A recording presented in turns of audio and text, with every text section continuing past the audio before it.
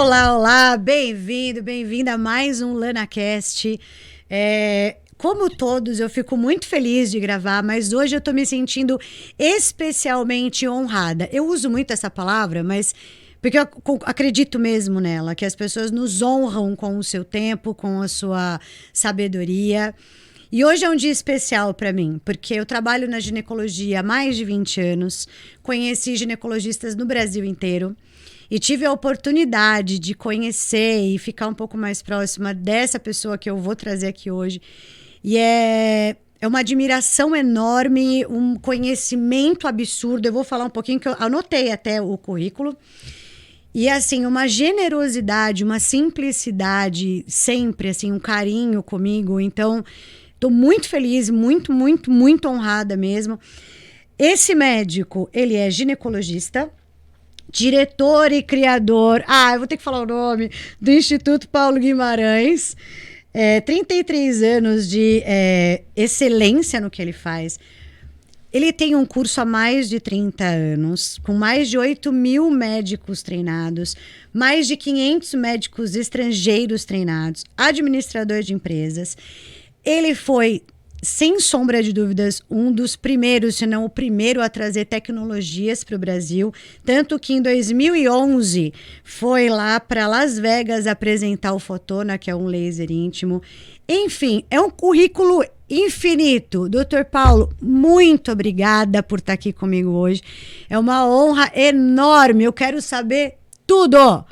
Né? Como é que isso começou? Fala de você, porque antes de começar a gravar, a gente estava num papo aqui, eu quero continuar esse papo. Administrador de empresas e médicos, começa daí, por favor. Bem, então vamos começando a falar o seguinte: prepare-se, porque nós vamos sair dessa conversa meia-noite. Ai, meu Deus, adoro! Vamos lá, me Olha lá, conta. como eu falei para você, eu sou médico da velha guarda, eu tenho 44 anos de formado, mas a minha cabeça sempre teve ligada às novas tecnologias. Então, apesar de eu ter minha origem lá há 44 anos, mas o meu pensamento, as minhas atitudes e as minhas ações galopam na modernidade. Por isso que hoje uma das coisas que mais me fascina e sempre me fascinou foi buscar tecnologia aplicável ao mercado.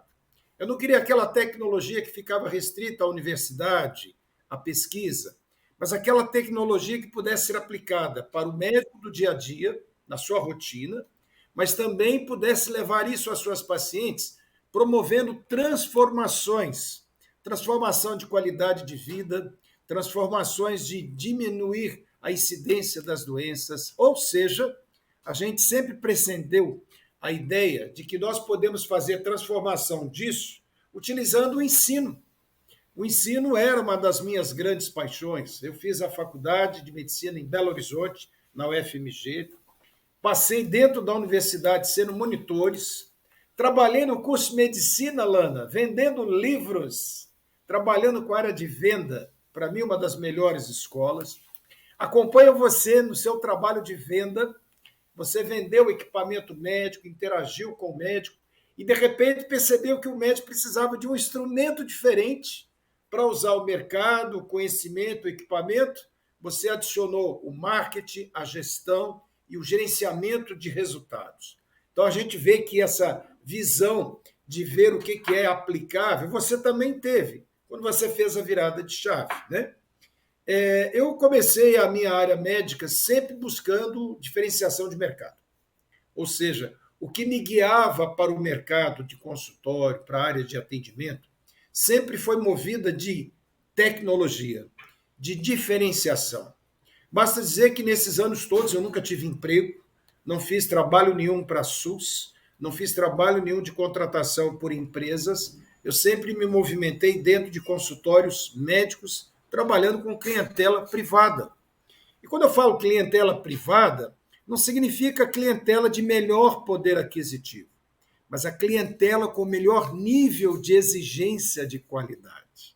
E essa exigência de qualidade nem sempre está ligada ao potencial financeiro, mas sim a um potencial cultural, a um potencial de qualidade e uma coisa muito interessante. Eu adoro atender pessoas, sejam médicos, enquanto clientes meus dos cursos, ou as minhas pacientes, quando elas têm um cabedal de comparações. Ou seja, há mais de 40 anos, eu sempre gostei de atender pessoas que tinham referências de trabalhos, de referências de equipamento, porque quando uma pessoa tem referências, ela faz uma análise comparativa naturalmente e vai buscar sempre o melhor. E aí sim, isso exige de mim oferecer o melhor. É o que eu sempre falo aos meus médicos participantes de curso. Eu não gosto do termo aluno, tá? Porque termo aluno significa que nós estamos numa escala diferente, né? Professor e aluno. Não. Nós todos somos hoje aprendizes, somos todos participantes da evolução, da educação. Tanto que os médicos, quando participam nos meus cursos, esses cursos nós mantemos há mais de 30 anos, eu aprendo muito quando eu estou no papel de ensinar.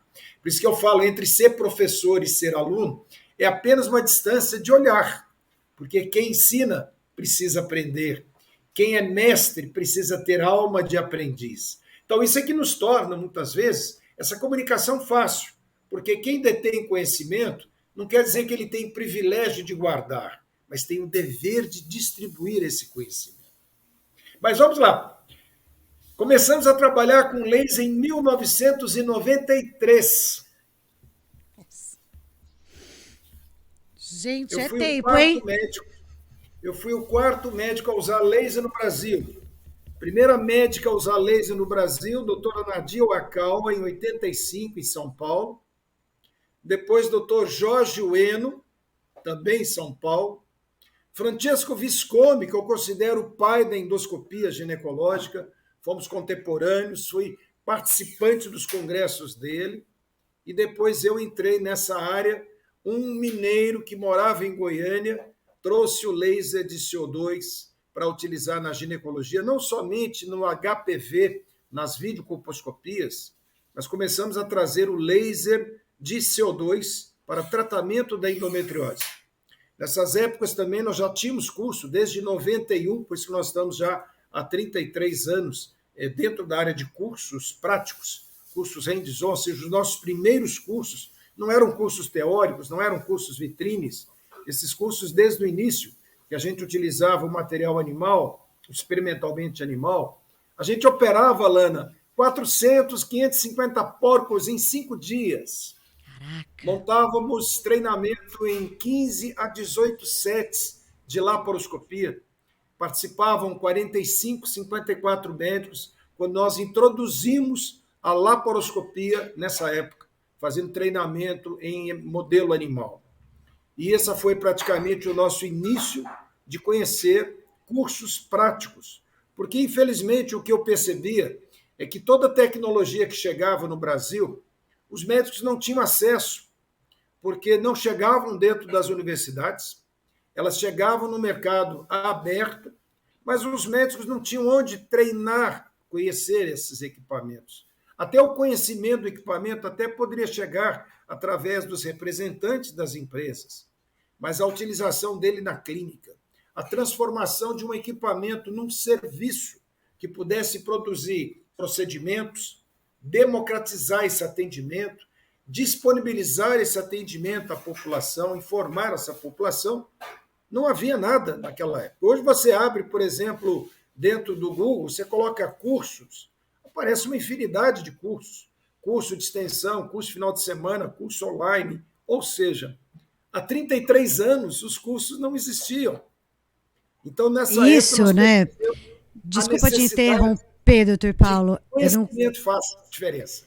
Desculpa te interromper, porque eu não tenho nem o que perguntar, eu só quero fazer um adendo, né? Às vezes eu vejo os médicos começando, tal, a mexer com a ginecologia, tal, regenerativa, ou o que você vai falar aqui pra gente hoje, e eles querem resultados muito rápidos, né? Por que você é referência hoje? Você tá há 33 anos, numa época que não tinha curso, eu não sei de onde você tirou tanta coragem.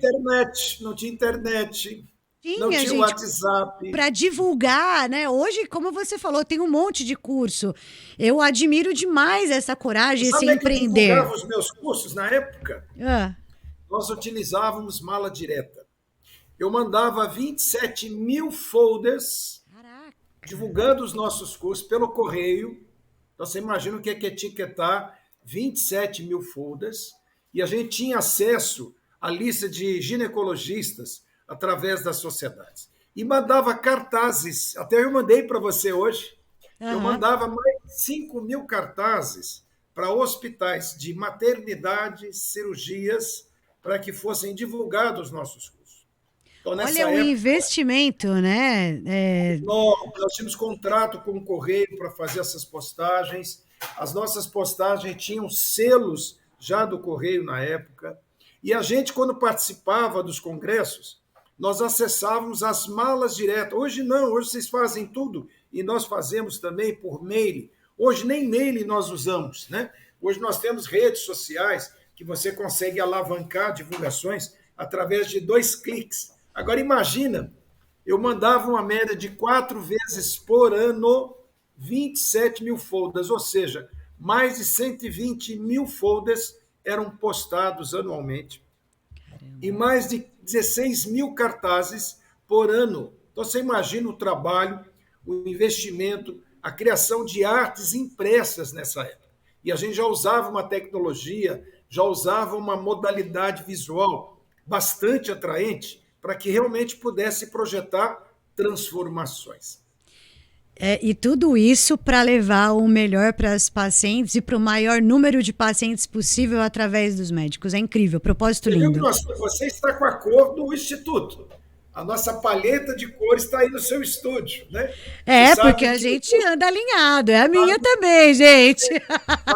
A você gente tem que se sabe, juntar com os grandes, né, meu amigo? sabe que o azul ele projeta nivelamento, né? Ou seja, a imensidão do céu e a imensidão do mar.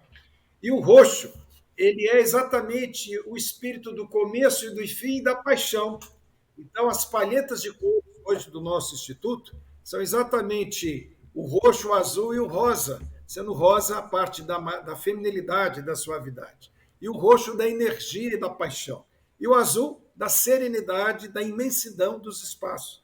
Até onde a gente hoje trafega. E o teu estúdio está assim hoje. Estou me sentindo em casa. Né? Me Ai, que sentindo em bom, casa. meu amigo, que bom, doutor Paulo. Mas vamos lá. Aí você começou nessa empreitada, né?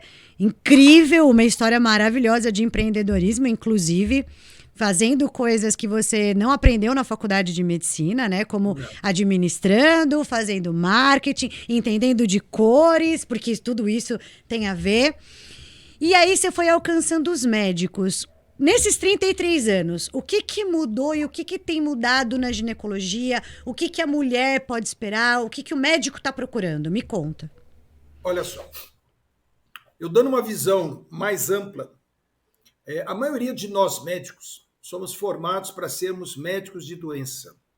Passamos 6 anos na faculdade estudando doenças, estudando como diagnosticar a doença por laboratório, por imagens, e começamos a ser médicos para curar, ou pelo menos para curar. Fizemos residências também voltadas para curas, né? Para tratamentos, ou seja, nós fomos médicos para fazer atendimentos, mas sempre com a doença por trás. Até mesmo quando nós fazemos um parto, que é uma das grandes maravilhas da medicina, porque é vida, né? Mas ali também nós atuamos muitas vezes para prevenir doenças, para tratar doenças, um pré-natal que começa a fazer uma coisa que muda muito a visão do médico hoje. Hoje nós somos médicos de saúde, Lana. Hoje a gente não está mais só preocupado em tratar uma tuberculose, em tratar uma endometriose. São duas coisas, né? A tuberculose, mais de um século, e a endometriose na atualidade, as duas padecem de uma coisa muito comum. Existe uma preocupação em tratar e conhecer essas duas doenças. Mas o que que mudou? Quando a gente não consegue conter ou tratar uma doença, qual a preocupação do médico?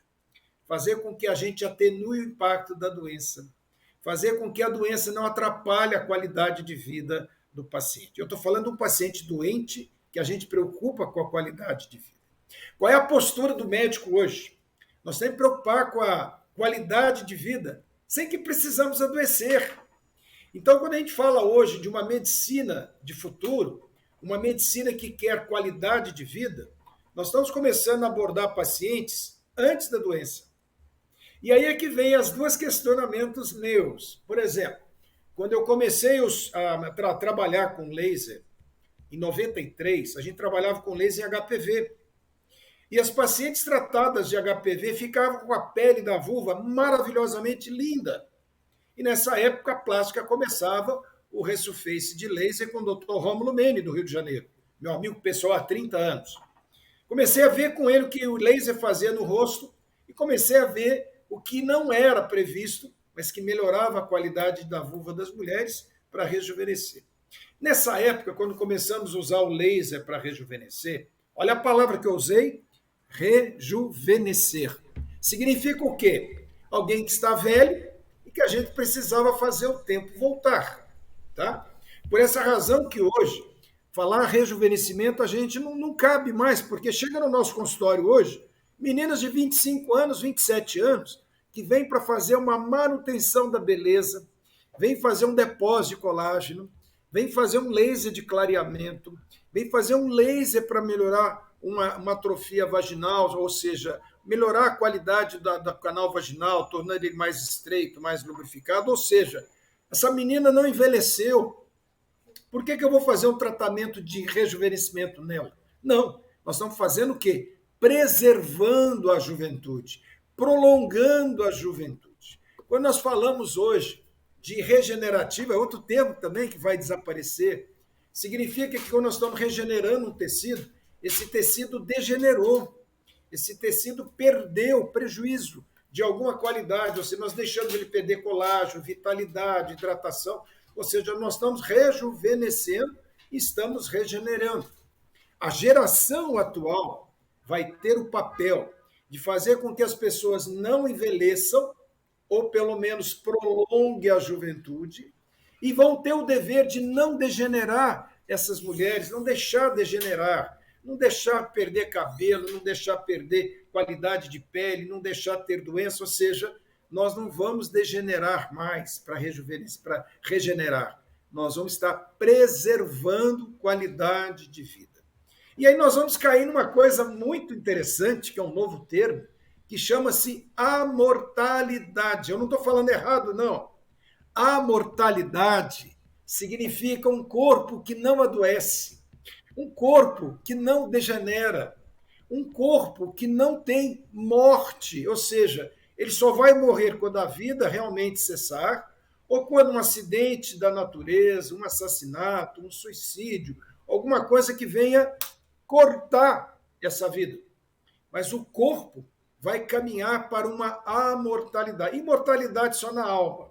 Mas nós estamos caminhando para uma medicina para que nós sejamos, em breve, um ser humano amortal. Ou seja, nós vamos começar a tratar doenças genéticas lá no útero.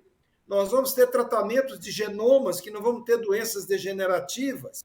Nós não vamos precisar regenerar tecidos. Nós vamos descobrir formas de produzir colágeno. Nós vamos produzir formas de manter os hormônios. Nós vamos manter formas de manter a nossa lucidez, criatividade ampla e cada vez mais longínqua.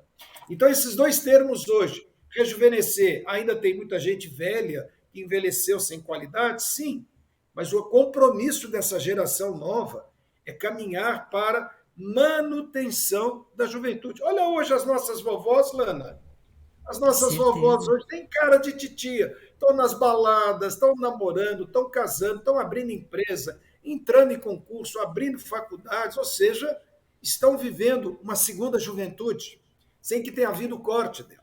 Então, quando a gente fala rejuvenescer e regenerar, serão termos que em breve não haverá mais, porque nós vamos estar trabalhando para uma futura geração de amortais. Olha as vacinas, olha os estímulos, por exemplo, foi lançado agora na Espanha um novo estímulo biológico para estimulação de colágeno, em que ele usa não só fator de crescimento, mas ele usa células-tronco construídas por engenharia genética de líquido amniótico. Então, meu Deus do céu, que sensacional. Eu queria te perguntar exatamente isso. Olha, a gente chegou numa fase, pensando em ginecologia, até 10 anos atrás, a maioria das mulheres, que eu acho que ainda é a grande maioria, não sabia que podia tratar uma perda de urina ou uma... lá na menopausa e ficava sofrendo e tal. E a gente está caminhando para a mortalidade. Como é que é isso? O que a gente pode esperar, doutor, do futuro próximo, assim? Olha só, nós já vivemos algumas coisas novas. Nós estamos na fase agora, Lana, de quebras de tabus e mitos, né? Por exemplo, quantas mulheres acham que todos os sintomas da menopausa, onde a mulher vai passar aí mais de um terço da vida delas nesse estágio, quantas mulheres acatam, recebem aquilo de uma maneira passiva, como se aquilo fosse parte da vida dela, né? Como, por exemplo, na adolescência, as meninas que têm cólica também, a gente sempre viu, e muitos médicos falam que é normal adolescente ter cólica, hoje é um sinal da endometriose inicial. Hoje a endometriose tem outra visão. A menopausa. Tem mulheres que antigamente achavam que quando entrasse na menopausa, vendo menopausa como doença, era como se elas fossem um momento que ela tinha que te pendurar a calcinha. Não é a chuteira para parar de jogar futebol, não. De parar de ser mulher, de parar de ter sexo, parar de ter prazer. Ou seja, era um momento que muitas mulheres falavam assim: ah, ser mãe é sofrer no paraíso. Menopausa é sofrer no inferno. Quer dizer, quantas mulheres hoje ainda relacionam tratamentos hormonais com câncer? E pelo fato do medo dessa cancerofobia, deixam de se beneficiar de uma série de vantagens que as reposições hormonais têm hoje. Atividade física, academia. Quando que você ia numa academia, via pessoas da terceira idade lá fazendo academia no meio dos jovens? Não, tinha horário de academia para a terceira idade. Por quê? O velho achava que ir para uma academia não era coisa para a idade dele. Então, hoje você vai para a academia, em todos os horários, compartilha o mesmo equipamento, pessoas mais velhas com pessoas mais jovens, pessoas, às vezes, até com debilidades físicas estão lá. Ou seja, nós estamos vivendo um momento de quebrar mitos e quebrar tabus. Então, eu falo que essa fase da transição dessa medicina de saúde para a medicina de doença, que nós já passamos por ela, acontece agora com as mudanças de comportamento. Então, aí é que eu vejo que cada médico, Lana, cada mídia, e eu tenho certeza que a pandemia nos trouxe essa grande vantagem de levar informações muito além do consultório, muito além do hospital, muito além dos limites conhecidos, que a informação vai ser o primeiro passo de transformação dessa visão de amortalidade. Por exemplo, eu tenho dentro das minhas redes sociais um vínculo muito grande com as minhas pacientes, com os meus médicos, de maneira que a informação hoje transita de maneira assim veloz, absurda e numa linguagem acessível. Por exemplo, quando eu vejo congressos hoje com 500, 600 médicos em salas de ginecologia regenerativa, de medicina estética, você não tem ideia o meu contentamento. O primeiro congresso brasileiro de leis em ginecologia que aconteceu em 1996, aí no Rio de Janeiro, pela Sociedade Brasileira de Laser, da qual eu sou um dos sócios fundadores, em 96. Nós tínhamos 5 participantes, 3 eram professores e 2 nós arrastamos para a sala. Porque falar de laser a esse tempo, 96, o que é 96? São 26 anos praticamente, 24 anos, não, 26 anos. O pessoal achava que laser era algo estratosférico, era algo inacessível. Então, quando você vê hoje uma sala cheia, pessoal trabalhando hoje com ultrassom microfocado, radiofrequência não ablativa, plasma, ou seja, pessoas que estão indo lá não para conhecer conhecimento, mas levar esse conhecimento no seu dia a dia, transformando isso em serviço, em sustentabilidade. Hoje, sabe o que eu vejo, Lana? A maior parte dos médicos que vêm para os meus cursos, eles querem 4 coisas. Eles querem deixar de fazer parto, que passou a ser desinteressante financeiramente, juridicamente. Querem parar de dar plantão, querem parar de atender convênios, que é uma usurpação. E, por último, querem voltar a viver como qualquer ser humano, que tem horário para almoçar, que tem final de semana, que tem descanso, que tem convivência com a família, que tem férias. Hoje, quando eu vejo tudo que nós fazemos nessa nova modernidade da nossa ginecologia, eu consigo ver hoje colegas que, se não tivessem mexendo dentro dessa área, estariam lá vivendo de plantões, de convênios, uma vida cada vez mais sofrida, restritiva. E quando eu falo restritivo do ponto de vista de sustentabilidade, é no sentido de menor poder aquisitivo, menor qualidade de vida e menor acesso à informação. O congresso hoje não é barato. Então, para um colega ir para um congresso, ele tem um gasto, que eu vejo como investimento. E ele só vai a esses congressos porque ele sabe que o fruto daquele congresso vai gerar para ele renda, sustentabilidade, diferenciação e encorajamento para ele investir na melhor medicina que ele tem, que está na mão dele. Quantos colegas hoje dependem de hospital para trabalhar, dependem de um contrato para trabalhar, de uma tabela que ele não tem acesso para dizer o que é o valor dele, ou seja, médicos recém-formados, médicos de 30, 40 anos, são tabelados pelo mesmo preço.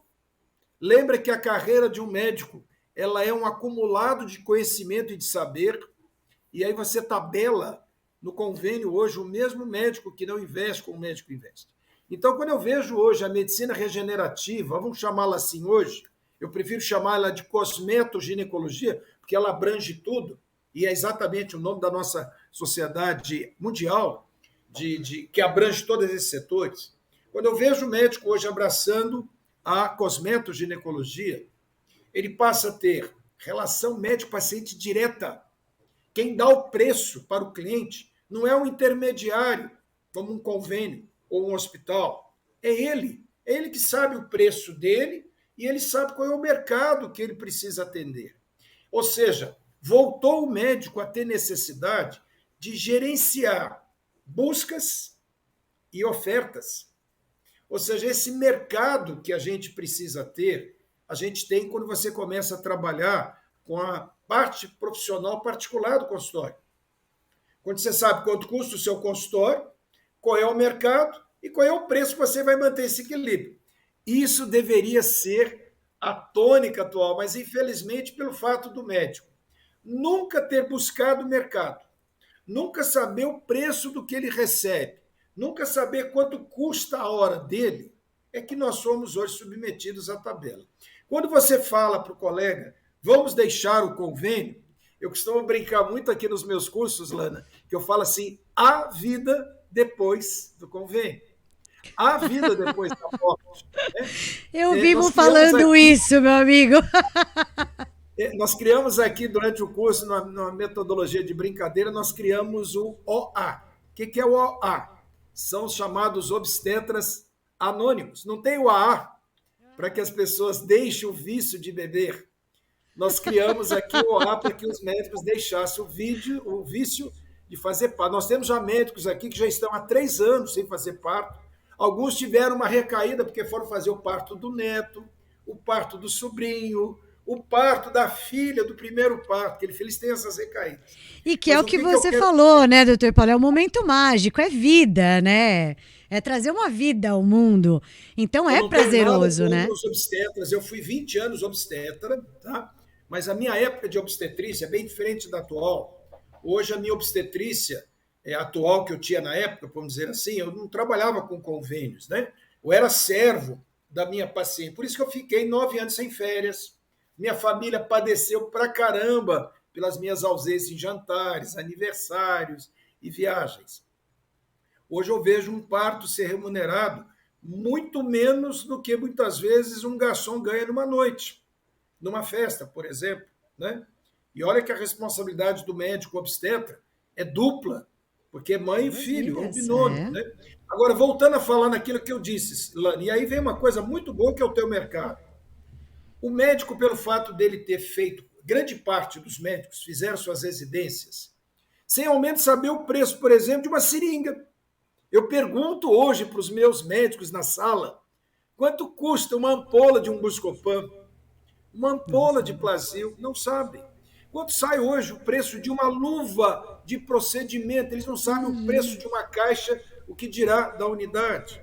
Aí eu brinco com ele, falei, puxa vida, se você não sabe o preço do que você usa, você nunca vai saber o quanto você está ganhando ou perdendo. E aí vem uma coisa que eu falo, é muito importante que o médico hoje comece a ter uma visão de gestão. Agora, infelizmente, Lana, uma boa parte dos médicos tem uma visão do gestor como se eles fossem antimedicina. Mas é porque a maioria dos médicos que tem conhecimento de algum gestor, esse gestor estava sempre trabalhando contra o médico. Ou ele era o diretor de um hospital, ou ele era um diretor de um convênio, ou ele era um político secretário ou um prefeito de uma cidade, em que ele está do lado de lá dos interesses do médico. Então, ele usa todo o conhecimento para dar esse equilíbrio entre sustentabilidade, mercado, receita, despesa e liquidez. Ou seja, a partir do momento que o médico monta o seu botequim, eu falo que o nosso consultório é um botequim, porque nós oferecemos ali todas as iguarias, só que a gente sabe quais são os nossos cardápios, né? E aí vem uma outra coisa importante. Eu falo que a gente não vê paciente particular. O paciente, quando eles falam, paciente particular sumiu, não. O médico é que não vê paciente particular, porque ele se acomodou a receber o paciente do convênio. Ele briga para ter um convênio, mas não briga para ter um paciente. Ele faz um marketing para o convênio, mas não sabe fazer um marketing para o mercado que está ali à disposição, querendo um médico diferenciado. Ou seja, muitas vezes atende fora, né, doutor Paulo, em outros consultórios e não dá atenção para o consultório dele também, né? Eu fico impressionada com isso. E outra coisa também que o médico não sabe, Lana, eu morro assim, eu falo de pena, tá? Porque quando o médico fala assim, quanto você ganha por mês? Eu faturo 20 mil, 100 mil, 200, 300 mil. Aí você fala assim, poxa, você ganha isso tudo? Você acha que isso tudo é seu? Não. O governo leva 21%, 25%. O funcionamento de um consultório, seja ele mesmo sendo propriedade ou aluguel, você tem despesa de condomínio, luz, água, você tem funcionários, você tem despesas fiscais previdenciárias, ou seja, hoje, quando a gente fala uma empresa que está bem no mercado, elas faturam em torno de 10, 15, 20% sobre o faturamento global. Aí o que acontece com o médico? Ele ganha 100% e gasta 120%. Aí ele compra o carro importado, mas não investe no consultório. Você sabe que o ginecologista é o médico que menos investe em equipamento. Você sabe disso porque você lidou numa empresa de renome que vende equipamentos para médicos. O dermato já sai da residência sabendo que ele tem que ter equipamento. O oftalmo já sabe que ele precisa de ter equipamento. O cardiologista, ele acha, né, saindo, que também tem que comprar equipamento, plástico e assim sucessivamente. O obstetro ginecologista, ele acha que o único equipamento dele está na mão. Você quer ver uma coisa? Quantos ginecologistas têm ultrassom no seu consultório que faz obstetrícia? Pouquíssimos, não dá, imagina. Menos de 3%. Nem perto. 3, né? Menos de 3%. Eu ia falar uns 5%. Quantos médicos ginecologistas têm videocolposcópio no consultório? Nossa, não. Ou 2. seja, são dois equipamentos do dia a dia do ginecologista. Se você for ver, por exemplo, o otorrino, todos têm otoscópio, né? Você vai no oftalmologista, é carreado de equipamento, porque o equipamento dele é o nosso ganha-pão. Aí quando você fala para o médico assim, mas eu só faço ginecologia convencional, eu vou para o hospital, opero com o equipamento do hospital, né? Ou seja, ele não precisa investir. Eu falo que o ginecologista, se ele tivesse que usar algum equipamento para fazer alguma coisa, provavelmente muito menos do que 5% trabalhariam com equipamento. E hoje a gente começa a perceber que o ginecologista que começa a incorporar equipamento para fazer o equipamento aprimorar o serviço dele, aumentar a rentabilidade dele, são esses que estão entrando hoje na área da cosmetoginecologia. Porque, primeiro, todos os procedimentos da cosmeto não estão hoje no rol da ANS. Exato. Tá? Exato. Não vai entrar no convênio. Se entrar também, né, meu amigo? Quebra o convênio, né? Primeiro quebra o convênio. Porque hoje ainda a área da cosmeto ainda não é barato, o equipamento não é barato, a manutenção não é barata. Eu brinco muito com um colega, falo assim, quanto você ganha por hora? Né? Aí o cara fala assim, ganho por hora, ele vai fazer a conta sempre em convênio, de consulta de convênio. Então tá bom, você ganha R$300 com 3 consultas de convênio. Mas vamos dizer que desses R$300, apenas 33% fica na tua mão. R$33 por hora. Você faz um laser hoje, em 20 minutos, você consegue fazer, de acordo com o mercado, de R$ 1.500 a R$ 3.600 uma sessão de um laser, por exemplo. Tá? Você usa hoje uma cadeira de campo eletromagnético, 28 minutos, você coloca lá 400, R$ 600. Ou seja, você tem uma máquina multiplicando o teu ganho. E nós já E o sabemos como nosso isso tempo é funciona. limitado, né, doutor Paulo? Você tem que E o ter que, que o várias convênio fontes de renda fez? para que você cresça. O que, que o convênio fez hoje? Você vai fazer uma laparoscopia, você ganha 300, R$ 600, vamos dizer assim, por aí. Mas o material de OPME, que é o descartável, vai de 3.600 a R$ 10.000. Ou seja, o material descartável está tendo mais valor daquilo que o médico, para aprender a fazer, levou 6, 10, 20 anos para fazer. Então, você vai trabalhar para uma instituição que valoriza mais a coisa do que o ser humano, que valoriza muito mais um objeto do que uma ação, né? Então, eu acho que nesse momento tem duas coisas que o médico tem que aprender a olhar. Qual é o valor dele, não é o preço. Preço é tabela, mas o valor, quem dá é você. Ninguém vai vender, por exemplo, te dar um exemplo aqui, uma joia Gaster num camelódromo. Da mesma maneira, você não vai pegar uma sandália dessas mais vagabundas que tem e vender, por exemplo, num shopping Iguatemi. É isso. Então, o médico hoje, ele não está tendo noção desse mercado. Ele é uma joia Gaster, mas está vendendo o produto dele num camelódromo. Nós estamos jogando as Sensacional. nossas pérolas do saber para porcos, não estou querendo dizer porcos nesse sentido, mas de alguém que eu comentei com você hoje. Eu não estou atrás hoje de clientela de alto poder aquisitivo. Ela é muito boa porque ela abastece e sustenta bem um consultório. Mas eu adoro aquele cliente exigente, de qualidade. E essa clientela exigente de qualidade está crescendo muito hoje, razão das informações que circulam em redes sociais. Eu adoro atender um paciente que me questiona, seja pelo conhecimento, seja pela qualidade, pela excelência do que eu estou apresentando para ele. Eu adoro aquele colega, aquele cliente que chega para mim e que ele passou por vários outros colegas e acabou ficando comigo, ou seja, ele comparou, ele estudou, ele analisou, ou seja, o cliente nosso hoje, Lana, ele é um cliente ativo, ele não é um cliente passivo. Ele não vai mais atrás de promoção somente. O cliente de promoção nem sempre é aquele que vende qualidade quer ter no seu bucho. A gente quer ter o cliente que tem qualidade, o cliente que é exigente, o cliente que tem uma análise comparativa de dizer que você está bom ou que você não está bom. Porque quando ele é exigente, que te elogia, é uma motivação. Mas quando é um cliente exigente que te faz críticas, ele está te fazendo um favor para você aprimorar, para você crescer. Por isso que todas as empresas têm a caixinha de reclamação. Ali está o tesouro do crescimento. Porque o médico que acha que chegou no seu superávit, eu cheguei no momento máximo, a hora que ele acaba de falar essa frase, ele já foi superado. Então, aquela frasezinha de nova direção não existe mais. Hoje nós temos que ter a nossa direção permanentemente atenta, porque o mercado é extremamente dinâmico, ele está mudando toda hora, seja por exigência, seja por comportamento, seja por influências culturais, seja por novos equipamentos. A ciência, agora que eu acabei de falar a ciência, um monte de coisas já caíram e outras surgiram.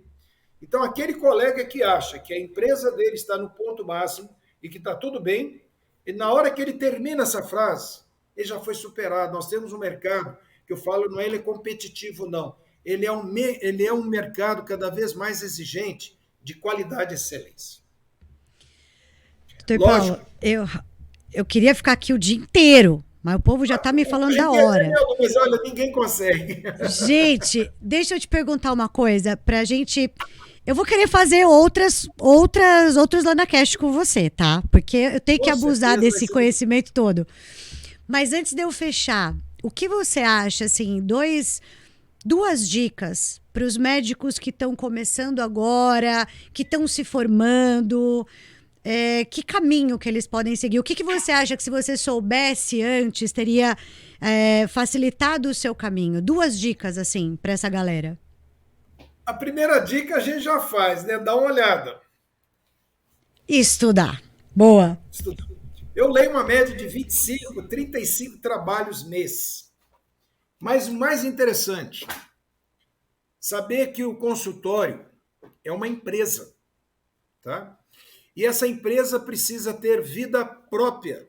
Então eu falo para os novos médicos hoje, comecem a trabalhar com a visão de empresa, porque muitos de vocês começam a se mirar em médicos que atingiram clientela no passado, que é outra realidade, médicos que atingiram um nome muito forte, mas hoje o nosso mercado ele não está caminhando mais para nomes, tá? Hoje o mercado está caminhando mais para serviços, equipes multidisciplinares, né? Então a primeira coisa é começar a ter uma visão de equipe. Não queiram hoje estar dentro de um hospital e daqui a um dia montar uma clínica com o seu nome. Comece a trabalhar com equipes, porque o paciente ele não vem praticamente em pedaços. O paciente não vai chegar no seu consultório com um coração para você cuidar, com um rim para você cuidar, o paciente vai chegar inteiro para você. E além do corpo, tem alma. Então tem que ter uma mentalidade hoje de atender o paciente nessas visões todas. Um psicólogo, na nossa área, um psicólogo, um fisioterapeuta, uma sexóloga. E outra coisa, aprender a investir não só em você, mas investir no consultório. Não é num belo quadro que você põe na parede, mas no equipamento que renda diferenciação no mercado. Um equipamento que se pague, um equipamento que exija de você uma equipe para que ele possa gerar receita para você, independente. Porque a nossa profissão, Lana, é uma bicicleta. A gente pedala, pedala, pedala, parou a bicicleta, não para em pé. Hoje a visão da medicina é de mercado de uma empresa, não só em cima de uma pessoa, em cima de uma equipe. Então, acho que nessa hora vale a pena o médico ter uma visão de gestão, ter uma visão de mercado, economia e de marketing, porque uma coisa é trabalhar um bisturi, a outra é fazer uma análise de balanço, conhecer o mercado, saber como angariar cliente, como atrair cliente. Então, assim, essa visão hoje é que vai fazer com que vocês venham ter diferenciação no mercado. Gestão, marketing e diferenciação de mercado. Isso é o que vai fazer vocês se distanciarem do comum. Nós estamos aí com mais de 325 faculdades, né? A qualidade delas é bem questionada, mas nós temos um mercado exigente de clientes. E é para esse cliente exigente, é para esse cliente que não é somente o que pode pagar, mas o que pode usufruir dessa qualidade que você tem valor, é que vai diferenciar você no mercado. E a vida depois do convênio. Doutor Paulo, eu só tenho que agradecer essa aula incrível. Quero fazer mais vezes, acho que você tem tanta coisa para passar. Nossa, e eu quero agradecer demais, mais uma vez, seu tempo, essa generosidade, seu carinho comigo, desde a primeira vez que eu te encontrei, que eu já conhecia a sua fama através de outros médicos, né? Você sempre foi muito carinhoso, muito generoso e transborda sabedoria e conhecimento. Muito, muito, muito obrigada, de coração mesmo, por estar aqui comigo hoje, viu? De coração. Muitíssimo obrigado também. Eu só queria mandar um recadinho. Eu vou brindar a isso, inclusive, tá? Ai, gente. Os médicos devem aprender as artes como a gente aprende violino. Vão ter aqueles que vão aprender violino, nem vão comprar um violino. Vão ter aqueles que vão comprar um violino, vão tocar violino só nas festas de casa da família. E vão ter outros que vão aprender a tocar violino e vão fazer grandes concertos pelo mundo. Então, um brinde que eu faço a vocês, aprendam a arte da medicina, essa medicina moderna, e venham fazer grandes concertos pelo mundo afora para agradar a alma das pessoas, melhorar a qualidade de vida e que a gente caminhe para essa nova visão do ser humano, de ser humano amortal. Isso vocês têm esse compromisso para o futuro. Sensacional. Para você que ficou até agora, só tenho que dizer que isso foi uma aula. Obrigada. E, doutor Paulo, obrigada, de coração. Você tem meu coração. Obrigado a vocês. Obrigada também. mesmo. Um abraço a todos vocês também. Um grande beijo. Beijo.